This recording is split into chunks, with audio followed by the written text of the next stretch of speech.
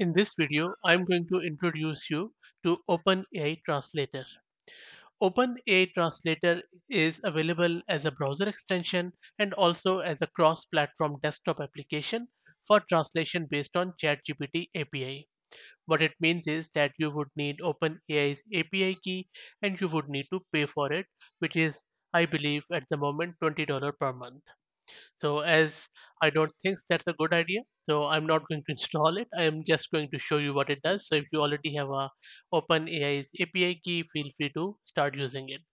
The good thing about this tool is that it supports around 55 languages and also offers a lot of features like text polishing, customization, summarization, streaming mode, and also one-click copying. And as per author, it is not just yet another translator, but more than that. Also, this was developed for Mac earlier, but now it is available for the desktop and as a Chrome extension as per this GitHub repo, which the link I will share in the video's description. Now, this repo also shows you how you can use it. As you can see that they're typing in English, it has converted into some, I guess, Chinese, and then uh, it does a lot of things like these are the features. It also does text to speech, one-click copying, as I mentioned earlier. There are three modes: translation, polishing, and summarization. Also, you can do screenshot translation. Plus, you can install it on Linux and Windows. Plus, you can. It also supports vocabulary books, and it also supports OpenAI in Azure OpenAI service, as I mentioned earlier.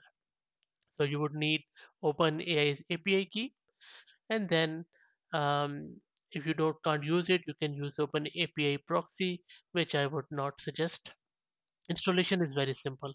All you need to do is to download the package from this GitHub repo, which ends in this MSI, and then just double click it, and you just use your OpenAI's API key, and you're good to go. Similar steps at the Mac, and then there are some troubleshooting things if you face any errors, and then so on and so forth. So go try it out, and if whatever your experience is, please share it in the comments, because for me it looks like any other translator. Like hundreds of them are available on in the public right now. But still good to see that so many options are out there. If you have any feedback, please share it in the comments, and if you like the content, please consider subscribing to the channel. Thank you.